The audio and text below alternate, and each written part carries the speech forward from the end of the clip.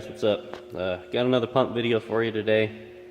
Honestly, I could probably go on making an infinite number of pump videos for you guys just on the multi-fuel pumps alone. This is probably the last one I'm going to make for a little while. I may tinker with this one a little more later on, but we'll see. It's just what I did, and I'll show you here. The reason I'm making this video. A buddy of mine had the advance unit in his come apart and bust the housing. It destroyed everything inside of it. So I told him I'd pull this parts pump of mine apart and see if the advance unit on it was okay and sell it to him. So that's what I'm doing. And I figured as long as I got this down, I'd go ahead and show you guys a little bit about it. First of all, there's a lot of pumps out there with this sticker on it. LDS 465-1C.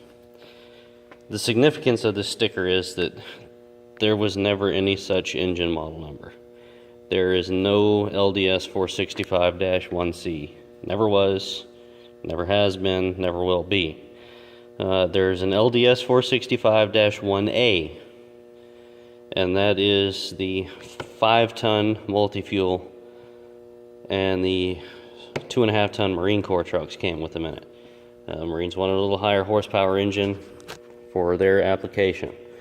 So what you'll find when you see this LDS right here is if you go over to the identification tag on the pump itself,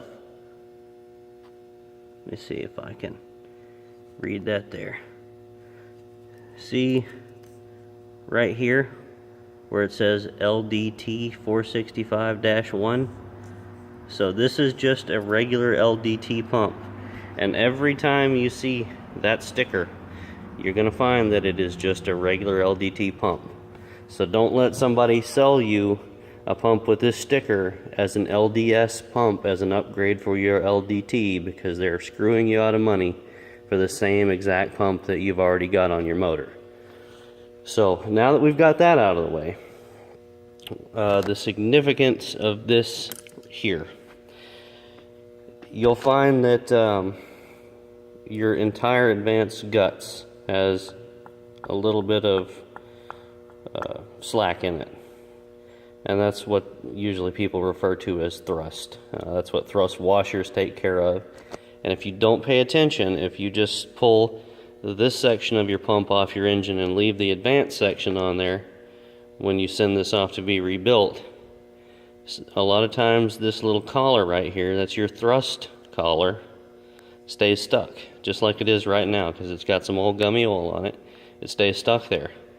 Well, guess what they won't send back with your pump when they send it back? That. Then what happens to all of this?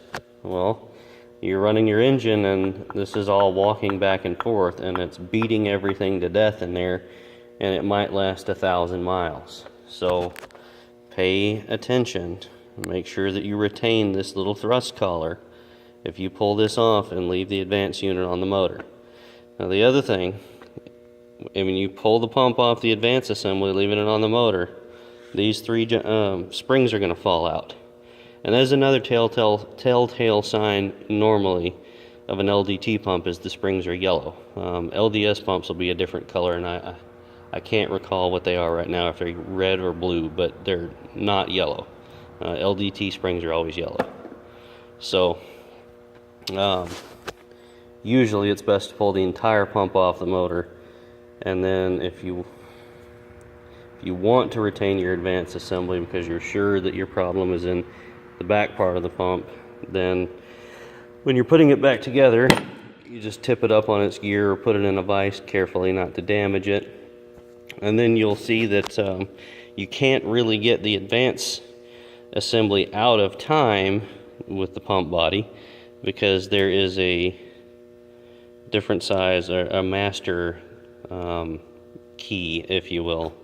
I know that's not the right term. I've got a lot going on right now and my mind is kind of scrambled. So there's only one way that this collar can go back on that shaft, and you cannot get that part out of time.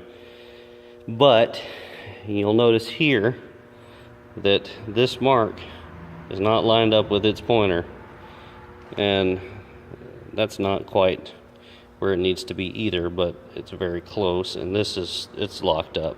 I've shown this pump in videos before. This thing had some water in it, in this section, and it's locked up.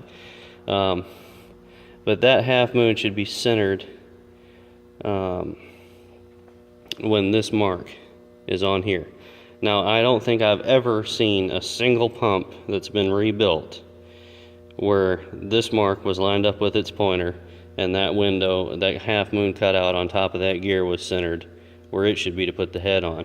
Now, the TM for rebuilding these pumps will tell you that this, which is, there's a worm gear in there that drives this, you're supposed to have this mark lined up with that pointer, and when you install the worm gear, it should line up that cutout on top of that gear perfectly so you can put the head on. That way, when this mark is timed, the mark for your hydraulic head is timed to be pulled. They're never, ever like that. That's why we tell people when you're pulling your hydraulic head, the only mark you need to pay attention to is the one in here. You know, people always think we're talking about this mark when they're new to this game. And this mark doesn't matter when you're pulling your head because they never line the damn things up like they're supposed to. But if you want to take it upon yourself to turn your pump over on its back, should have turned it the other way. That's your worm gear cover right there. If you pull that off, your worm gear will slide down and out. Now, all you've got to do is keep that lined up, which is a pain in the ass because it has spring tension against it. You know, you turn it and you let go and it'll pop back to where it wants to be. If you get somebody to hold that, you pull this worm gear and then retime it and put it back up, then you'll have it perfect. Or you can get it perfect if you care. Obviously, it doesn't matter. There's hundreds of thousands of these pumps out there that run every day just like that, without that mark perfectly timed. I have seen it cause problems before, but the majority of the time it doesn't. So it's up to you if you want to mess with that. My general philosophy is if it's not broke, don't fix it. So if your truck's running and the marks aren't lined up, don't fuck with it. But that's neither here nor there. That wasn't the point of this video. I wanted to show you the advance unit itself. Now, when you hear somebody telling you your weights might be sticking or you got a noise in your pump and your weight might be breaking off, what they're talking about is these flyweights right here. And this is the way that the advance assembly works, is when it starts spinning faster, these arms or these flyweights come out and they move this collar up and down on that shaft. So when one of these, obviously these pivot on pins down there, and usually what happens is those pins will break and the flywheel will get caught up in everything, not flywheel, flyweight, and it'll bust the side of the housing out and destroy everything in here. And that's exactly what happened to my buddy, which is why I'm sending him this as a replacement. When you put it all back together, if you're resealing this or something, you know, replacing gaskets and whatnot, the way to do it is to take your little collar, your thrust collar, and put it down on there, center it up, and actually, I got it just about. It will actually slide down in around this raised center portion, so it lays down in the cavity. Then you take your springs and you sit them in their cups. It's really hard to do this through a camera. No depth perception. Anyway, I think the other spring, oh, there it is. I thought I lost it, but I didn't. You set them in there like that. Of course, this will be in a vise, so it's not moving around. And I can't do this because I only have one hand. But you'll pick up your pump and you'll align it and drop it down and stab it carefully and watch your springs through the gap. You'll hear it usually if the spring falls over. Yeah, I think that's about it, guys. I just wanted to show you that because I've got the opportunity. I have this thing apart right now. Don't know when the next time is going to be that I'm able to show you this. So there's that. I hope this helps you. Appreciate you watching. Anything I can do to help, any questions I can answer for you, feel free to post them in the comments.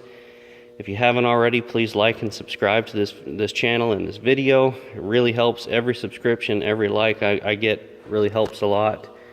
And we'll see you on the next one. Thanks, guys.